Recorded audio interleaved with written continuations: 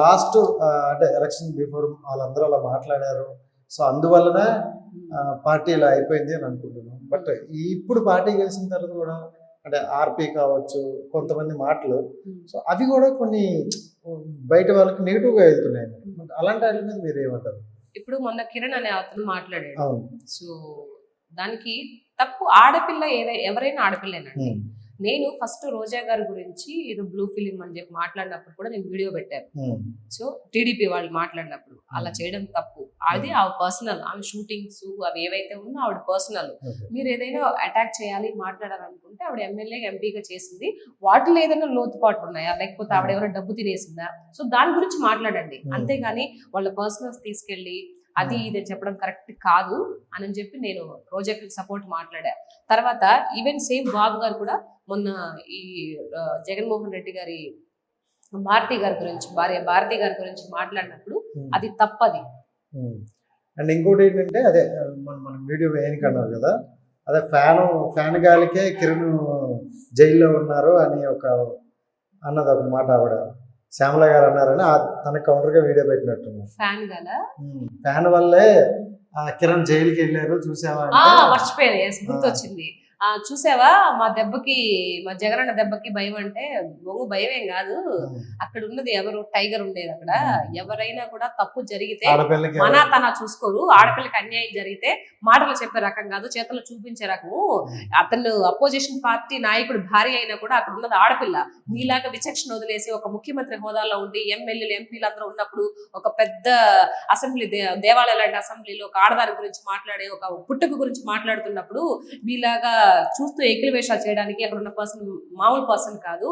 ఇప్పుడు అలాంటి వ్యతిరేకించే పర్సన్ కాబట్టి, ఒక హుందాతనంగా ఉన్నటువంటి పర్సన్ కాబట్టి అలా జరగడం మాట్లాడతారు తప్పు అని చెప్పి ఇమీడియట్లీ అతన్ని అరెస్ట్ చేపించి జైలుకి పంపించాడు.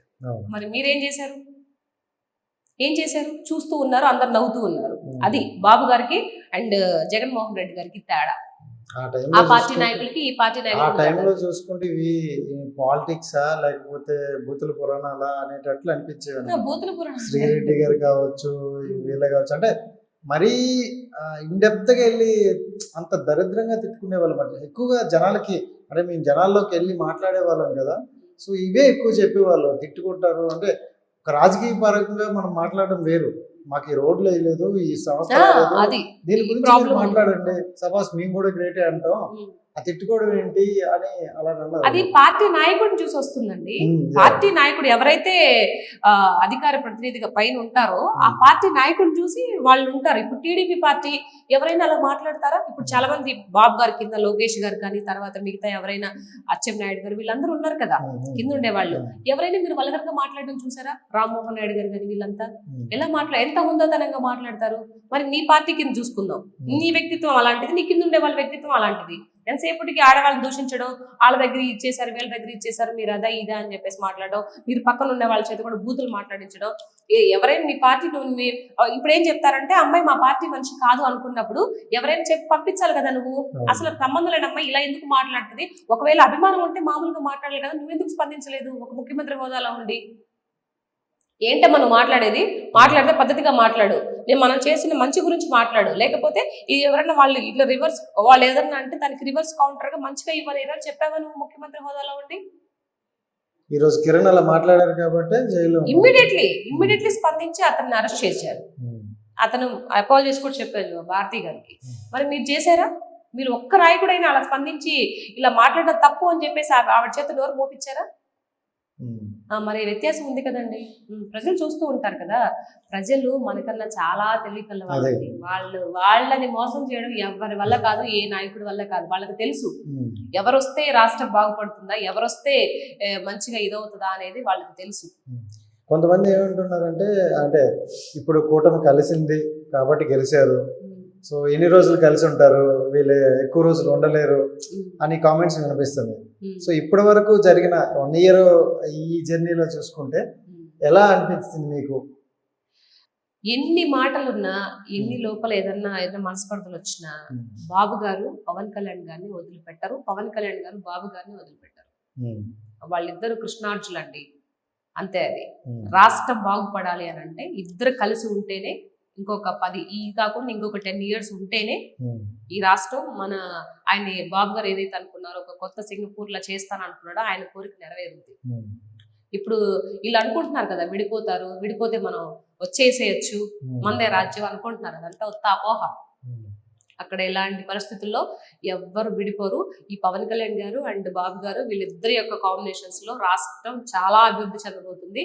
మీరు ఆయన బాబు గారు కల్లాగా ఒక కొత్త సింగపూర్ని మన ఆంధ్రప్రదేశ్ మనం చూడబోతున్నాం నెక్స్ట్ జనరేషన్స్ వాళ్ళకి. అంటే ఇలా మాట్లాడుకోవచ్చో లేదో తెలియదు కానీ మీ నోరుకి అండ్ పవన్ కళ్యాణ్ నోటు వాక్కి ఏమైనా పవర్స్ ఉన్నాయా చెప్తే మేము వెళ్తాం. ఎందుకంటే మీరు 11 అన్నారు, 11-12 అన్నారు, ఆ 11-12కి ఆగిపోయింది. అదే అన్నాను ఆయన ఒక డైలాగ్ వేశారు, ఉమ్. అదా పాతాళానికి తొక్కేస్తానని. తొక్కేస్తానని. ఆ టైంలో చాలా అగ్రెసివ్ గా అన్నారు, భయం వేసింది చాలా మందికి. ఎందుకు అలాంటి మాట స్టేట్మెంట్ చేసేసారు?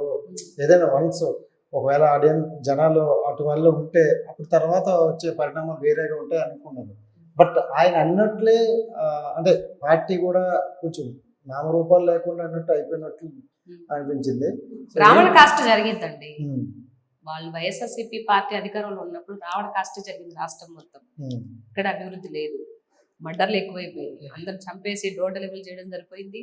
ఎక్కడైనా ఇది ఏంటి అని ప్రశ్నిస్తే, అన్యాయం గురించి ప్రశ్నిస్తే వాళ్ళు నెక్స్ట్ డే డెడ్ బాడీ అన్నమాట. ఉమ్, ఎవరు ఏం మాట్లాడుకో అలా అయిపోయింది అనమాట. మరి దాన్ని అంతా చూసుకొని పుట్టింది వారాహి మాత, పూనింది పవన్ కళ్యాణ్ గారికి, పూనింది అప్పుడు సార్కి. కాబట్టే ఆ మాటలు వచ్చాయి. ఏంటోనండి, నాకు కూడా ఏదన్నా ఒక మాట మాట్లాడితే ఎవరైనా ఏదన్నా ఇది జరుగుతుంది అని అంటే టక్కన ఏదైనా మాట వచ్చేసిందంటే అది జరిగిపోయింది. అదేంటో మాకు తెలీదు. సూపర్. అంటే సరే, ఇంకా పొలిటికల్ గా మీరు వెళ్ళకపోయినా మీకు అంటూ ఒక మార్క్ క్రియేట్ చేస్తారు ఆడియన్స్. సో ఏంటి ఫ్యూచర్ పొలిటికల్ గా వెళ్ళే అవకాశం ఉందా? పొలిటికల్ గా నాకు మరి ఇంట్రెస్ట్ ఎక్కడి నుంచి వచ్చిందంటే, మా అమ్మ వాళ్ళ నాన్నగాళ్ళు, తాత వాళ్ళు, జేజనాన్నలు వీళ్ళు ఎవరు లేరండి. మరి పాలిటిక్స్ లీడర్ పాలిటిషిప్ ఎలా వచ్చిందో నిజంగా నాకు తెలీదు. మరి ఇటు పక్క నుంచి వచ్చాయో తెలియదు, సహజంగా వచ్చాయో తెలియదు, చూసి చూసి వచ్చి ఉంటుంది. అంతే కదా, జీన్స్. ప్రతి ఒక్కరికి కూడా మీలాగే అన్యాయం ఏదైనా, ఎవరైనా వాట్ ఎవర్, ఏ పార్టీతో సంబంధం లేదు, అన్యాయం జరుగుతుందంటే ఏదో ఒకటి మనం మాట్లాడాలి, మనం చెప్పాలి అని అనుకుంటాం. బట్ కొంతమంది మీరు ఇందాక అన్నట్లు భయంతోనో లేకపోతే బాధ్యతతోనో ఆగిపోతారు అనమాట. కొంతమంది మాత్రం ముందుకెళ్తారు. సో అలా వచ్చినట్టు ఉంది మీకు? అలా వచ్చింది. అది మరి బ్లడ్ లో ఉందేమో నాకు తెలియదు, కానీ ఇంట్రెస్ట్ అనమాట. ఓకే, ఫ్యూచర్ లో రేపు ఉత్తర ఏదన్నా నాకు ప్రజలకి ఏదో చేయాలని ఉందండి. ఏదో నా స్వార్థం నేను చూసుకొని ఒక ఏదైనా ఎమ్మెల్యే టికెట్ ఇస్తారు, ఎమ్మెల్యే గెలిచిన తర్వాత ప్రజలకి ఏం లేకుండా 1000 కోట్లు సంపాదించాలి. నాకు డబ్బు అనేది మ్యాటర్ కాదు, డబ్బేం అవసరానికి ఎంత ఉంటే అంత చాలా అనమాట. 1000 కోట్లు సంపాదించేసి బిల్డింగ్లు కట్టాలి అట్లేం లేదండి. ప్రజలకి వాళ్ళకి ఏం కావాలో, నా నియోజకవర్గ ప్రజలకి ఏం కావాలి ఏంటి అనేది చూసుకుంటే సరిపోయింది. సో అలాంటి అవకాశం వస్తుందో రాదో నాకు నిజంగా తెలియదు, కానీ పాలిటిక్స్ లోకి వెళ్ళాలనే ఒక ఇదైతే ఉంది, నాకు మైండ్ లో ఉంది. సో ఇంక పైన భగవంతుడు దయ, ఆయన ఎట్లా నడిపిస్తాడో ఏంటనేది. సో అన్ని బాగుండి ఒకవేళ ఎమ్మెల్యే అయితే ఆడియన్స్ అదే జనాల్లో ఉంటారా, లేకపోతే మీరు కూడా కొంతమంది లాగా గెలిచాను? లేదు, అప్పుడు ఒక మాట ఇప్పుడు ఒక మాట చెప్పను. నిజంగా నేను ఒకవేళ నాకు రేపు ఏదన్నా పిలిచి ఒకటి ఇస్తాము అని అంటే నేను నా జీవితం మొత్తం ప్రజలకే అంకితం చేస్తాను. ఒకవేళ ఈ సినిమాలో ఏదన్నా 1-2 చేసుకుంటానేమో కానీ నా సేవ మొత్తం ప్రజలకే చేస్తాను. చెప్పే అంటే ఎందుకు మనం అబద్ధం ఎందుకు చెప్పాలి? 2 ఫేస్లుగా ఎందుకు మాట్లాడాలి? స్ట్రైట్ గా మాట్లాడదాం, తప్పే ఉంది. మనకి ఇంట్రెస్ట్ ఉంది, చేయాలనుకున్నప్పుడు ఎవరైనా అవకాశం వస్తే సేవ్ చేస్తాం. లేదు అని అంటే, రాలేదు అని అంటే మన పని మన ఫీల్డ్ మనం చూసుకుంటాం, అంతే కదా. దానికి 2 మాటలు ఎందుకు ఉంటాయి? అంటే ఏంటంటే ఉమ్మడి మనం చూసుకుంటే కూటమి అంటారు, కానీ కండువలు మాత్రం 2 ఉంటాయి. ఏ కండువ పడుతుందని చాలా మంది వెయిట్ చేస్తున్నారు. చూద్దామండి, అంటే త్వరలో చెప్తాను. నేను చెప్పిన తర్వాత మళ్ళీ మీకే ఫస్ట్ ఇంటర్వ్యూ మీకే ఇస్తాను. చాలు.